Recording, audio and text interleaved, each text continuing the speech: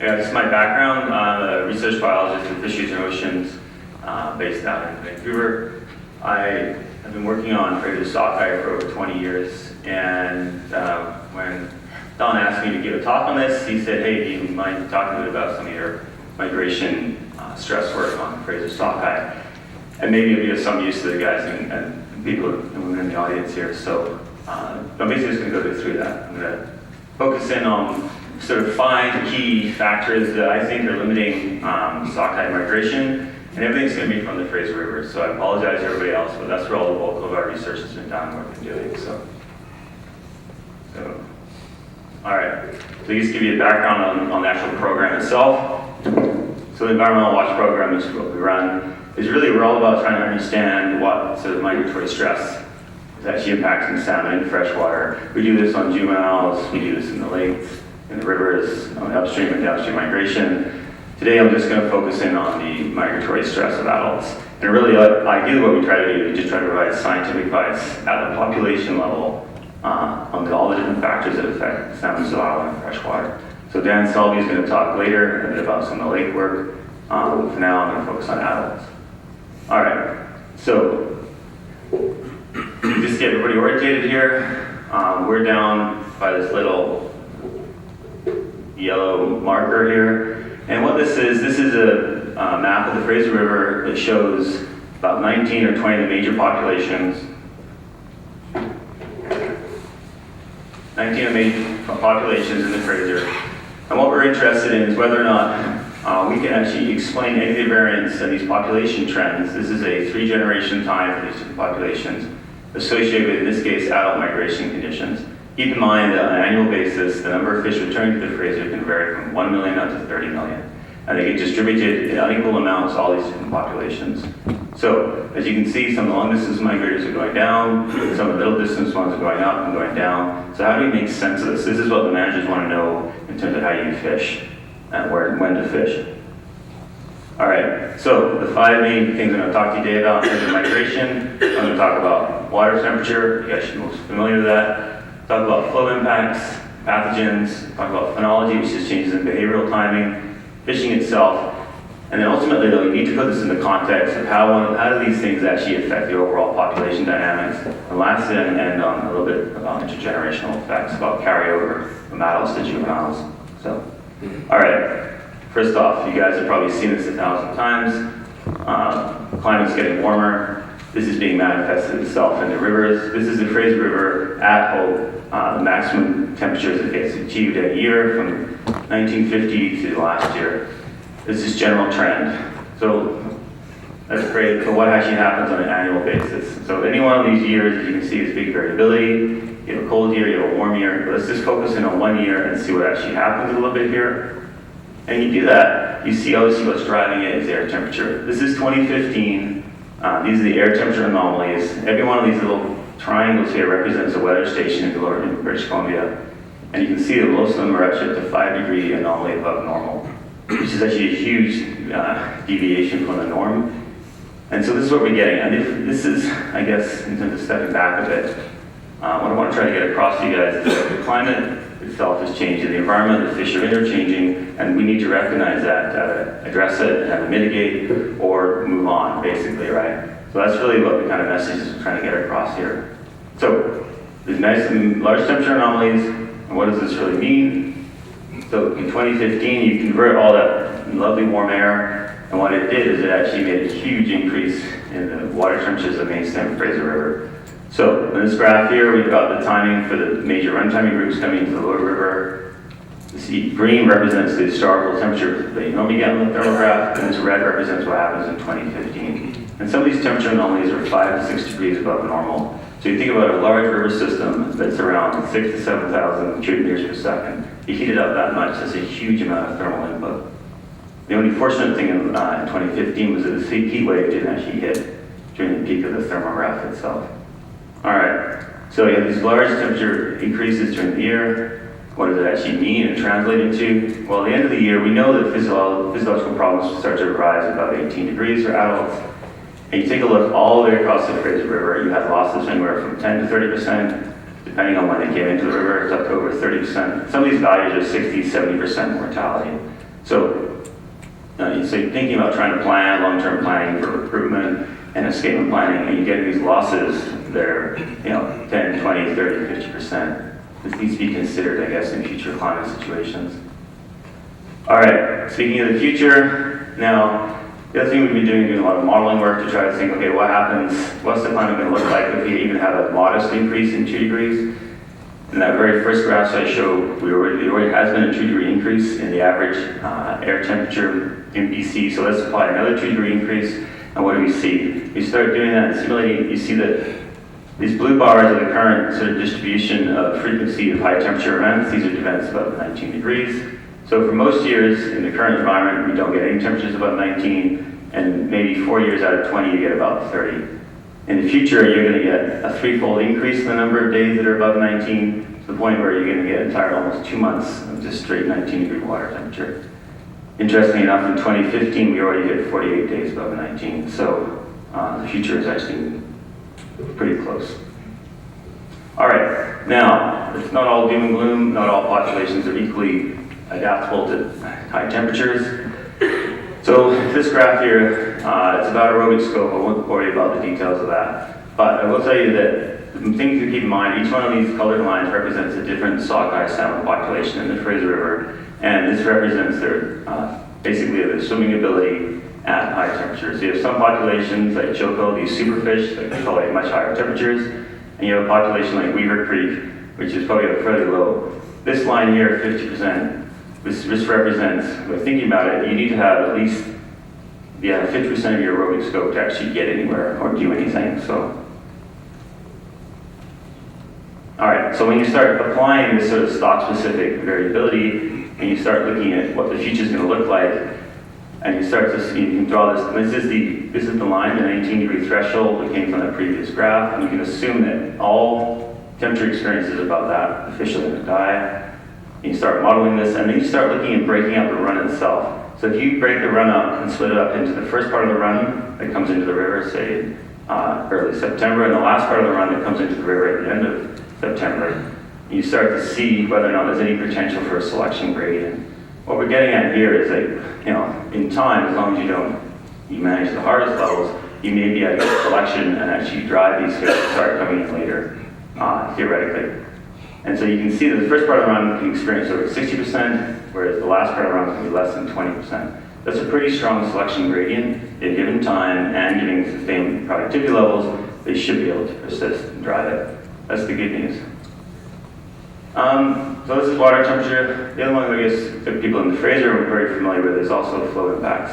There's a long history of studying high flows in the Fraser. I think Forrester actually did a pretty good job on that book that was referred to earlier. This is the Hell's Gate in Fraser Canyon. As you can see, they built fishways at both low water levels and at high water levels. The scale here, we're talking tens of meters or thousands of feet, I think that is. And so you can see that they have these fishways that are designed for high and low. So when it comes to high water impacts, it's much more clear. If you take a look at this is the early sturt population coming into the lower river. This is the sort of discharge values that they experience as they pass through the lower canyon. So this blue line represents the 2012 hydrograph. And we have this threshold value about 8,000 cubic meters per second. So this is based on observations at the actual Hell's Gate Fishway itself. When you get above this 8,000, you fish get held up, you start seeing increased mortality. And so you can actually model, you can actually then move fish through the system to estimate how many of these fish got exposed to values above 8,000. The postseason estimate in this case was 85% for this entire run. We estimate the number of fish at the lower river, and we estimate them at the spawning grounds, adjusting for catch in between. So, and you'll notice, well, you won't notice, but in this case, the total number is around 80% of all the fish in this particular year got exposed to values above 8,000, and the actual discrepancy itself is 85, so there's a pretty close association. What's less clear is the impacts of low discharge levels in the Fraser River. So that same 2015 year I showed you earlier, when it came to the high water temperatures, obviously this translated into changes in the hydrograph as well. So what we're starting to see now is these much earlier freshets with much higher winter temperatures, much higher elevation snow, and much more rain on mid to low elevations, and this is translating to huge volumes of water coming out during the small mammal migration period. As this translates through the season, having record low discharge levels in the main stem Fraser during the out migration. Obviously, the tributaries and the smaller systems, this is going to have a much more severe impact. I think the thing to think about here is that in this case, the spawning ground capacity obviously changes year to year. It's dynamic. You can't assume that you have a fixed amount of spawning gravel that's going to be available. If you have, you can have 50% variation in the actual amount of water that's going to be there. So that needs to be factored in when you try and calculate the total supply. All right, I'm not going to talk too much about pathogens. I think most people in the room here are way better experienced than I am in dealing with it. But it's worth noting that in the case of the Fraser River, these pathogens do play a major role in some of the large pre-small mortality events that occur. So this, once again, this is a map of the Fraser. And what I've done here is just highlighted in 1 year alone the number of fish. These are fish that make it to the spawning grounds but fail to spawn. So really what it is a measure of egg retention rates. What happens is that for the fish that all come in around the same time, you can have pretty high correlation amongst them for the levels. So you get anywhere from 30 to 80% pre-small mortality. Now, on average, you get 10% a year, and these events are linked to pathogens, whether it be IC, Loma, IHM, Parva, Capsa, the usual suspects. And the big thing about this is obviously temperature does influence, has a big impact on pathogenicity development. And the last thing I'll say about this is that this is actually linked to behavior. The fact that all these run timing groups coming at the same time is interesting, but also, because what it really does is it tells you how long you've been exposed in fresh water and the type of temperature you're going to get. All right, so next thing I'll talk about is the behavioral impacts. In this case, I'll talk about marine exit timing. What I'm talking about here is actually when the fish make the decision to leave the ocean and come back into the river. And obviously the timing of doing that is going to impact the thermal environment you're going to experience. It's going to impact the discharge environment you're going to experience, as well as it's going to impact how long you have to spend in fresh water and exist. Because there really hasn't been any real change in spawn timing for sockeye over the years. I'm going to focus in on one population again. In this case, this is weaver. A lot of people might be familiar with the early entry phenomenon, so late run fish. For the last 20 years, they've been coming back earlier and earlier. Or I should say, they've been coming back dramatically earlier. And I think the sort of vexing part about this is obviously the fact that this makes no sense in terms of persistence and why they keep continuing to come back. I showed you earlier about that selection gradient for the early versus late run timing within a population. And you think these survival values that we're getting would be enough to all of a sudden revert back to coming in later, but they're not. So this is why I'm considering it a threat or a problem, because we're seeing behavior that doesn't seem to be adaptive, or it's unpredictable, I guess, would be the problem. So this graph here shows, there's a whole bunch of studies here. These dots represents anywhere from 10 to, some cases, 200 or 300 individual fish that have been tagged as they move into the Harrison River, just across the street here. In the old days, this is what the timing was normally. That fish should be coming in mid-September to the end of September, and more recently, in the last 20-odd years, they've been coming in at this time period. And you can see the relationship when you come in and the probability of making it to the spawning grounds is fairly dramatic. So if this behavior persists, this is going to have a serious impact on the long-term viability of some of these populations. All right, fishing impacts. I bring this up because it's obviously, everyone's familiar with direct mortality associated with catch and exploitation rates, which is the most common factor for thinking about the threat of fishing when it comes to migration problems. But more recently, we're doing a lot more work on indirect mortality. In this case, this is fishing-related mortality. This is fish that are not retained and what the indirect impact is. And when you start thinking about it in the context of freshwater environment especially, and at higher water temperatures, it starts to become potentially a growing concern. So when you think about the scope of the problem, if anytime a fish encounters fishing gear, it's going to elicit a stress response. The consequence of that is the fish can either avoid the net completely or the hook, and potentially can lead to avoidance mortality. You can get net and hooked. There's three outcomes in this case. The fish can actually get caught in the net and drop off dead. It can actually escape, but then later die or survive. It can actually get depredated upon during while it's in the net, or become captured. Once it becomes captured, it can actually die during the capture and sorting process, Or, quite often, these fish, if the fish are targeted for release, there's this post-release mortality. The vast amount of the work is just focused on this post-release mortality component. All these other sort of cryptic types of mortalities we're not really considering. It's super hard to figure it out, but it's probably a very important role, especially during a warming climate and fresh water. All right, so what? I'm telling you all these things that are negative and not looking that happy, but what is the big deal? Like, how much does this actually impact sort of population viability and long-term sustainability of these stocks? I think this really varies. On a population like the early Stuart, these are the average estimated en route loss estimates for the migration from the lower river to the spawning grounds for the last 25 years. And you can see on average around 50%. Every year we're losing over 50% of the population because of these migration conditions. These red bars represent the high temperature years. These blue bars represent the high discharge years.